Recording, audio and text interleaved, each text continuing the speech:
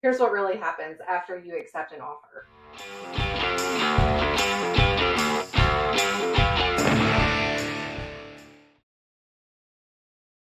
Offers are more than the price that is listed. It is the number one thing that all sellers ask about. It's like, well, what's the price? What's the price?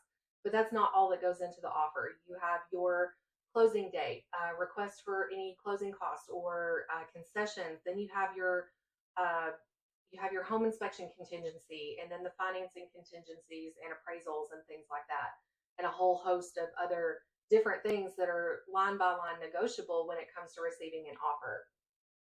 So the highest price isn't always the best offer. Cash versus financing. It is the biggest struggle in the purchase and sale agreement.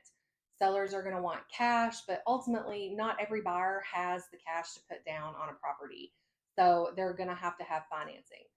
One is not better than the other sometimes, but you've got to work through that purchase and sale agreement line by line to discover the right offer for you. Okay, so you're under contract. Now what?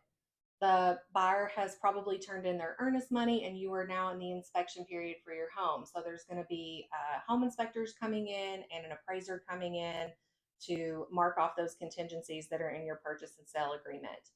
Those are not scary terms, even though I see a lot of sellers saying that they want no contingencies. Buyers need to be able to vet that the home that they're purchasing, the home that they're buying from you, meets the standard that of safety and that it meets their financial contingencies so that they can buy your home. So they're not scary terms. They're part of normal purchase and sale agreements.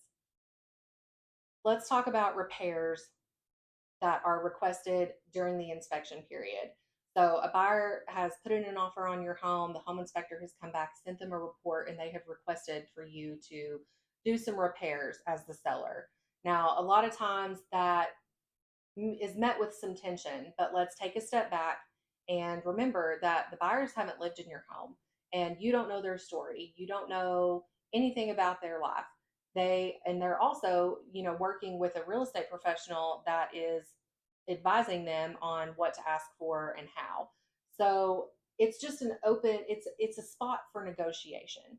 It is a place where you can either negotiate repairs, you can negotiate concessions as long as it's not required for financing on the property. It's just a spot where you can come together and say, "Hey, the home inspection came back and said this. We would like for you to do these things." And you don't have to say yes. You can say no, but be prepared for the deal to fall apart there if you say no and it causes some tension. Nobody wants that.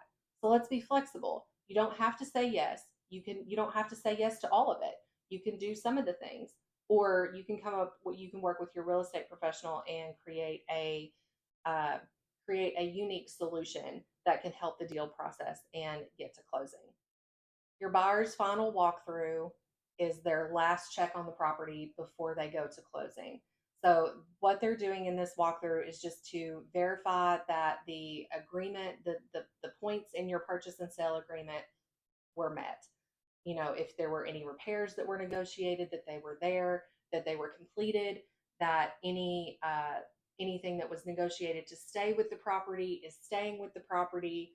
And it's just that one last assurance for them as a buyer that says, yes, this is what I'm getting. This is what was promised. This is what I'm getting. And they can confidently go to closing knowing that everything is taken care of and finished. Selling your home doesn't stop at the offer.